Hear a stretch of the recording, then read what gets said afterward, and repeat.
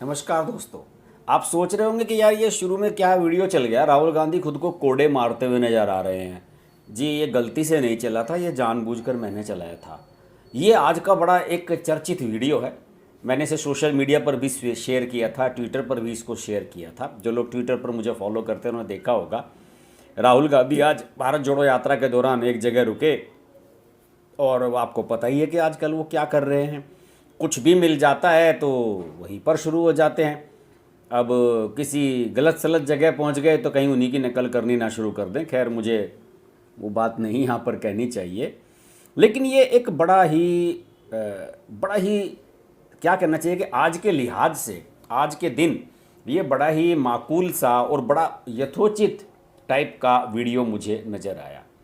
और इसमें ऐसा लग रहा है कि राहुल गांधी अपना कोई पश्चाताप कर रहे हैं, या राहुल गांधी खुद को सज़ा दे रहे हैं, या एक फ्रस्ट्रेशन का शिकार होकर ऐसा कर रहे हैं। ये वीडियो सोशल मीडिया पर आज दिन भर वायरल होता रहा।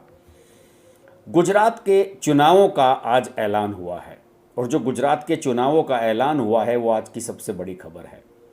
2 फेज़ में चुनाव होगा। 89 सीट्स पर 1 दिसंबर को, दिसंबर 1 को, और 93 सीट्स पर 5 दिसंबर को। और जैसे कि पहले से ही हमें तय लग रहा था कि रिजल्ट जो आएगा यानी कि काउंटिंग जो होगी वो 8 दिसंबर को होगी, जिस दिन हिमाचल प्रदेश के चुनाव नतीजे आएंगे। ये है, और 182 सीटों पर कुल यहाँ पर मतदान होना है। वो जो शेड्यूल है वो कुछ इस तरीके से रहेगा। फेज़ 1 और फेज़ 2 का 5 नवंबर और 10 नवंबर नोटिफिकेशन की डेट है। नॉमिनेशन 14 और 17 नवंबर तक होंगे।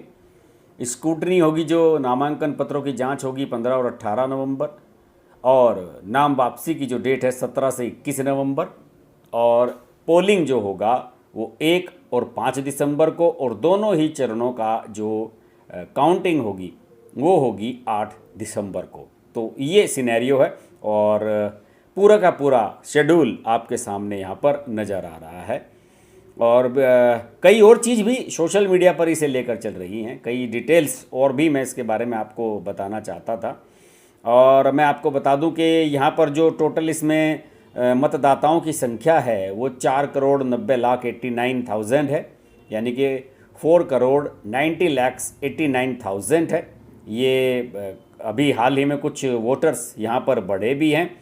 और मैं आपको एक ख़ास बात और बता दूं कि लोग ये कह रहे हैं, अभी चुनावों की आज तिथियों का ऐलान हुआ और लोगों ने ये कहना शुरू कर दिया कि बीजेपी ने इन्हें मैनिपुलेट किया है। कांग्रेस को तो ये कहना ही था। कांग्रेस ने कहना शुरू कर दिया कि सही समय पर चुनाव की डेट्स का ऐलान नहीं हुआ, देरी से किया गया, हिमाचल प्रदेश के साथ नहीं किया गया। और क्यों ऐसा देरी से किया गया, क्या बीजेपी जानबूझकर देरी से कराना चाहती थी, ये सब बातें कही जा रही हैं। लेकिन आपको हकीकत बताऊं, कोई नहीं बताएगा। कायदे से गुजरात की विधानसभा का जो कार्यकाल है वो फरवरी तक है। अगर ये चुनाव दिसंबर में, जनवरी में भी कराए जाते तो भी कोई दिक्कत वाली बात नहीं थी। यानी कि फरवरी की शायद 18 तारीख तक गुजरात की वर्तमान जो विधानसभा चल रही है उसका कार्यकाल है। ये लगभग 100 कुछ दिन, 117 118 दिन के करीब ये चुनाव पहले हो रहे हैं। और लोग कह रहे हैं कि चुनाव का ऐलान देरी से किया गया। और चुनाव का ऐलान का जो प्रेस कॉन्फ्रेंस थी वो 3-4 दिन पहले होनी थी। हकीकत बात है, आज जो चुनाव आयुक्त हैं राजीव कुमार, उन्होंने भी ये बात कही। लेकिन मोरबी में एक दुर्घटना हो गई, जो पुल गिर गया था और जिसमें बहुत सारे लोगों की मौत हो गई थी गुजरात में। उसकी वजह से इसको डिले किया गया। और इसके वजह से अगर डिले नहीं किया जाता और उधर मोरबी में दुर्घटना हो रही थी, उसका बचाव कार्य चल रहा था, और इधर प्रेस कॉन्फ्रेंस करता चुनाव आयोग, तो फिर यही कांग्रेस वाले कहने लगते कि वाह देखिए, उधर लोग मर रहे हैं, इन्हें चुनाव की पड़ रही है। कांग्रेस वालों को तो कुछ ना कुछ कहना ही है। इनकी बड़ी सेलेक्टिव सोच हो चुकी है। और ख़ास तौर से जिन राज्यों में इन्हें नज़र आता है कि बीजेपी की सरकार वहाँ पर आ रही है, बीजेपी वहाँ पर श्योर जीतने जा रही है, वहाँ के चुनावों को लेकर ये ऐसा ही कहते हैं, पूर्वाग्रह से ग्रस्त हो जाते हैं। उत्तर प्रदेश को लेकर भी ये ऐसा ही कहने लगे थे। पंजाब और दिल्ली के चुनाव को लेकर तो कोई नहीं कहता कुछ भी, जहाँ पर आम आदमी पार्टी की सरकार बन गई। लेकिन जहाँ पर लगता है कि बीजेपी की सरकार आने जा रही है और बीजेपी वहाँ पर मेजोरिटी के साथ सत्ता में आने जा रही है, उन जगह पर ये इस तरह की बातें करना शुरू कर देते हैं। राजस्थान के बारे में कोई नहीं कह रहा, मध्य प्रदेश के बारे में कोई इस तरह की बात नहीं कर रहा है, लेकिन यहीं के लिए कर नहीं सकते। देखिए, यहाँ पर देश में 75 साल तक कांग्रेस का राज रहा और 75 साल में से 17 साल तक नेहरू जी प्राइम मिनिस्टर रहे, उसके बाद इंदिरा गांधी रही, राजीव गांधी रहे, गांधी फैमिली यहाँ रूल करती रही। कोई सवाल नहीं उठाया जाता था, कोई मीडिया नहीं लिखता था कि कब डेट डिक्लेयर की गई है, डेट पहले डिक्लेयर की गई है, चुनाव आयोग को स्वतंत्रता नहीं दी जा रही है, फलाना नहीं दी जा रही है, दिमागा नहीं दी जा रही है। ये सब बातें अभी पिछले 7-8 साल से शुरू हुई हैं, जब से मोदी इरा शुरू हुआ है। और कांग्रेसियों को हकीकत बात तो यही है कि आज तक भी हजम ही नहीं हो रहा है कि नरेंद्र मोदी ने उन्हें इतनी बुरी तरीके से परास्त कर दिया है कि वो किसी को मुंह दिखाने के लायक अब नहीं रह गए हैं। एक के बाद एक राज्य उनके हाथ से निकलते चले जा रहे हैं और यही वजह है कि उन्होंने गाहे बगाहे इसे लेकर बहुत सारी आलोचनाएं करनी शुरू कर दी हैं और बहुत ही सिलेक्टिव सोच उनकी हो चुकी है। देखिए, जिन लोगों ने मेरा संडे स्पेशल देखा था इस बार का, उन्हें याद होगा कि मैंने एक सर्वे के बारे में उसमें जिक्र किया था। उस सर्वे में मेरे एक एजेंसी है, जांच एजेंसी है, वो सर्वे एजेंसी है, वो गुजरात में काम करती है और वैसे तो वो काम उनका दूसरा है, कुछ और है, वो किसी और तरह के एफएमसीजी के ग्रुप में उसमें काम करते हैं फील्ड में वो। लेकिन उन्होंने इसे लेकर एक सर्वे कराया गुजरात के चुनावों को लेकर, और मैं आपको पहले ही बता चुका हूँ कि बीजेपी को उस सर्वे के मुताबिक 150 तक सीटें मिल सकती हैं, 140 से 143 तक तो सीटें उसमें दी ही गई हैं और कांग्रेस बिल्कुल दौड़ से बाहर नजर आ रही है। मैं कुछ चीज़ें भी आपको दिखाऊंगा, कांग्रेस का फ्रस्ट्रेशन जो है। आम आदमी पार्टी 0 है। आम आदमी पार्टी का अगर खाता भी खुल जाए तो बहुत बड़ी बात होगी। 1-2 सीटें अगर वो जीत लें तो समझ लीजिए उनके लिए बहुत बड़ी सफलता होगी। और अरविंद केजरीवाल ने तो आज गुजराती में स्पीच दी। जैसे ही चुनाव की तारीखों का ऐलान हुआ, अरविंद केजरीवाल मीडिया के सामने आए वीडियो कॉन्फ्रेंसिंग के माध्यम से और उन्होंने गुजराती में बोलकर गुजरात के लोगों से आह्वान किया कि चुनावों का ऐलान हो चुका है और आप हमें समर्थन दीजिएगा गुजरात के चुनाव में। बहुत कुछ चीज़ें हैं बताने के लिए, लेकिन हकीकत बात तो यही है कि कांग्रेस का जो फ्रस्ट्रेशन है वो सामने आने लगा है।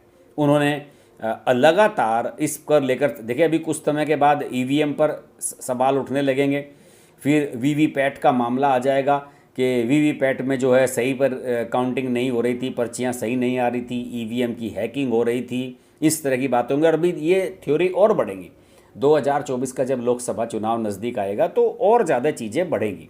और एक ही सीट से जवाहरलाल नेहरू लंबे समय तक फूलपुर से लगातार सांसद रहे, 3 बार लगातार जीते वहाँ से।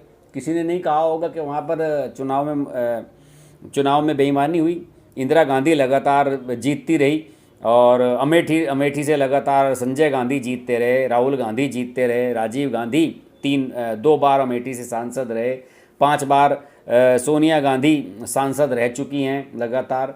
तो कोई इस पर सवाल नहीं उठाता कि ये क्या बेईमानी से जीत रहे हैं या ईमानदारी से जीत रहे हैं। लेकिन सवाल तभी उठाया जाता है जहां ये लगता है कि श्योर एंड शॉर्ट यहाँ पर बीजेपी जीतने जा रही है। यही वजह है कि कांग्रेस की अब रिलेवेंसी बहुत कम रह गई है।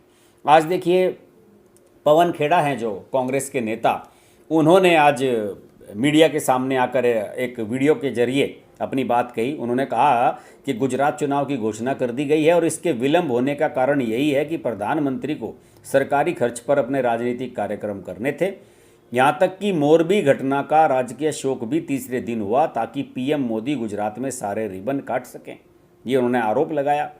और इसके अलावा इनके जो प्रवक्ता हैं डॉक्टर रघु शर्मा कांग्रेस के, उन्होंने कहा कि गुजरात की जनता जिस ज्वलंत समस्या से जूझ रही है वह यह है कि गुजरात ड्रग ट्रैफिकिंग का अड्डा कैसे बना और पिछले 6-8 महीने से गुजरात में हजारों करोड़ रुपए की ड्रग्स क्यों पकड़ी जा रही हैं। अब ड्रग्स को ले आए हैं। अब मैं आपको एक ट्वीट दिखाऊंगा दोस्तों, और इसके लिए डबल डिस्प्ले में आपको ले चलूँगा। ये ट्वीट आज कांग्रेस ने चुनावों की घोषणा के ठीक समय किया। भारत निर्वाचन आयोग एक स्वायत्त संस्थान है और ये निष्पक्ष चुनाव कराता है। ये ट्वीट कांग्रेस ने किया आज सुबह 9:10 पर। और 9:10 पर इस ट्वीट के आने के साथ आपको दोपहर में 12:30 के करीब आज प्रेस कॉन्फ्रेंस हुई थी, तो उससे पहले इन्होंने ट्वीट कर दिया और उसके साथ में ये 3 गांधी जी के बंदर लगा दिए कि बुरा मत देखो, बुरा मत सुनो और बुरा मत कहो। इस तरह के ट्वीट कर दिए गए। ये सारी की सारी चीज़ें चल रही हैं। और देखिए सोशल मीडिया पर इनका मजाक भी बना है कि क्या आप जानते हैं कि नेहरू ने खुद को भारत रत्न दिलवाया था 1955 में, और इंदिरा गांधी ने खुद को 1971 में भारत रत्न दिलवाया था। इस तरह की बातें बहुत सारी चलनी हो गई हैं। और यहाँ पर लिखा जा रहा है कि नेहरू ने 3 चुनाव जीते, इंदिरा ने 4 चुनाव जीते, राजीव गांधी ने 2 चुनाव जीते, सोनिया ने 5 चुनाव जीते, राहुल ने 4 चुनाव जीते। Election commission of India is an autonomous body and it has fair elections. जिस समय ये जीत रहे थे उस समय सब कुछ ठीक था, और जब ईवीएम मशीनें आ गई हैं और अब चुनाव फेयर होने लगा है, पहले तो ठप्पेबाजी चलती थी, और अब जब चुनाव प्रक्रिया सही चलने लगी है तो अब ये सब लोग इस तरह की बातें कहने लगे हैं कि माहौल ख़राब है, बेईमानी की जा रही है, ये सब की जा रही है। और ये केजरीवाल महोदय आज जो गुजराती में बोलते हुए नज़र आए, इसमें पढ़ कर बोल रहे थे, सामने गुजराती में लिखा हुआ होगा, ये जब आज गुजराती में बोलते हुए नज़र आए तो मुझे बड़ी हंसी भी आई कि ये शख्स दिल्ली प्रदूषण से जूझ रही है, दिल्ली में और बहुत सारी समस्याएं हैं, पंजाब में इनकी सरकार बुरी तरह से फेल हो चुकी है, उसके बावजूद भी ये शख्स गुजरात चुनाव जीतने के लिए कितना डेस्परेट नज़र आ रहा है। इनके मंत्री एक जेल में जा चुके हैं, दूसरे जाने के लिए तैयार बैठे हुए हैं, लेकिन इन्हें गुजरात के अलावा कुछ सूझ ही नहीं रहा है। तो किस तरह के लोग हैं, मुझे तो ये समझ में नहीं आ रहा। और ये देखिए चुनाव आयोग ने स्पष्ट रूप से कहा, राजीव कुमार ने, कि मोरबी ट्रेजिडी और कई ऐसी घटनाएं थी जिनकी वजह से हमें प्रेस कॉन्फ्रेंस डिले करने पड़ी, वरना चुनावों की तारीखों का ऐलान पहले भी किया जा सकता था। तो ये सब चीज़ें चल रही हैं। लोग, मैं आपको पहले भी बता चुका हूँ कि बीजेपी ने आज अपने टिकटों को लेकर भी प्रक्रिया शुरू कर दी है। और देखिए आज मीटिंग हो रही है जिसमें गुजरात के जो टिकटों की स्थिति है उसको लेकर विचार विमर्श किया जा रहा है। और साथ ही साथ इसमें 11 और 12 तारीख को, नवंबर को, बीजेपी अपनी सूची का ऐलान कर सकती है और 14-15 तक दूसरी सूची आ सकती है। और आज से 3 दिन तक गांधीनगर में संसदीय बोर्ड की बैठक होगी, स्थानीय संसद बोर्ड की, जिसमें अमित शाह मौजूद हैं और बड़े इनके जो प्रदेश अध्यक्ष वगैरह हैं, भूपेंद्र पटेल, ये सब लोग मौजूद हैं। और इसमें टिकटों को फाइनल करने के बाद इसको दिल्ली भेजा जाएगा, जहां से हाई कमान की मोहर इस पर लगाई जाएगी। तो कांग्रेस वाले अब कुछ भी कहते रहे हैं दोस्तों, लेकिन बीजेपी ने तो अपनी तैयारी अच्छे ग्राउंड पर की है। अब कांग्रेस वाले राहुल गांधी को लॉन्च करने के लिए भारत जोड़ो यात्रा से बाहर ही नहीं निकल पा रहे हैं। तो ऐसी स्थिति में क्या किया जा सकता है? और जब राहुल गांधी हताशा में आकर खुद पर कोड़े बरसाने लगे तो भाई फिर तो भगवान ही मालिक है इनका। अब इसके लिए आप नरेंद्र मोदी को दोषी नहीं ठहरा सकते। मैं आप लोगों के कमेंट भी देख रहा हूँ जो आ रहे हैं। देखिए बीजेपी कह रही, सब लोग कह रहे हैं कि बीजेपी की 150 सीटें आएंगी और 20 सीटें केवल कांग्रेस की आएंगी। ये सब बातें लोग कहते हुए मुझे नज़र आ रहे हैं, ट्वीट्स वगैरह जो आप लोगों के मैं देख रहा हूँ आ रहे हैं, कमेंट में भी लोग देख रहे हैं। तो सारी स्थिति ये नज़र आ रही है। और अब ये जो चुनाव है, ये ऐसा चुनाव है, मेरा मानना है कि जितने भी चुनाव हुए थे इसका नतीजा उतना ही स्पष्ट है चुनाव की तारीख के ऐलान के साथ ही जितना उत्तर प्रदेश का था। उत्तर प्रदेश में योगी आदित्यनाथ 300 सीटें कह रहे थे, 250-260 के आसपास सीटें आई थी उत्तर प्रदेश में। और यहाँ भी मुझे लग रहा है कि अगर बीजेपी 150 कह रही है तो 125-30 तो सीटें उसकी कहीं पर नहीं गई। कोई जो भी चीज़ें थी, पटेलों का आंदोलन था, हार्दिक पटेल अब बीजेपी के साथ आ ही चुके हैं, भूपेंद्र पटेल को मुख्यमंत्री बनाया जा चुका है।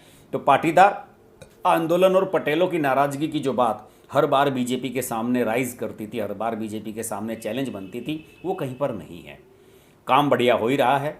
27 साल से बीजेपी की सरकार चली रही है और बहुत सारी ऐसी चीज़ें हैं। देखिए एक चीज़ मैं आपको दिखाना चाहूँगा, ये देखिए पुराने चुनावों के नतीजे आपको दिखा रहा हूँ 1995 से लेकर और 2017 तक। 2002 का चुनाव देखिए जिसमें बीजेपी ने 127 सीटें जीती थी, 49.85% वोट्स लेकर, ये सबसे बड़ी जीत थी। इससे पहले 1998 में 117 सीट्स थी, इससे पहले 1995 में 121 सीट्स थी। यानी कि पिछली बार 2017 की अगर बात करें तो बीजेपी सबसे कमज़ोर पिछली बार थी। जहाँ पर 99 सीटें उन्होंने जीती थी और 77 सीटें कांग्रेस को मिली थी। बाकी सब जगह देखते आइए आप, कांग्रेस 50-60 से आगे बढ़ नहीं पाई है। और इस बार तो कांग्रेस की और भी हालत ख़राब बताई जा रही है, क्योंकि राहुल गांधी और कांग्रेस का पूरा ध्यान इस समय भारत जोड़ो यात्रा पर है। मल्लिकार्जुन खड़गे अब अध्यक्ष हैं। अगर यहाँ पर हारेगी भी कांग्रेस तो सारा का सारा ठीकरा फोड़ दिया जाएगा मल्लिकार्जुन खड़गे के सिर पर। और युवराज राहुल गांधी, जिन्होंने इतनी लंबी दाढ़ी कर ली है कि बस वो बाबा जी बन गए हैं और विनोबा भावे, रविंद्रनाथ टैगोर बन जाएंगे, मुझे तो लगता है जब तक ये यात्रा उनकी ख़त्म होगी, क्योंकि उन्होंने शायद प्रण कर लिया है कि यात्रा जब तक पूरी नहीं हो जाती तब तक दाढ़ी नहीं कटवाऊंगा। अब मुझे समझ में नहीं आ रहा कि वो सिल के बाल कटवा रहे हैं कि नहीं, बहुत बड़ा सवाल है। कांग्रेस के लिए तो सबसे बड़ा यही सवाल है कि राहुल गांधी की ग्रूमिंग किस तरीके से हो रही है।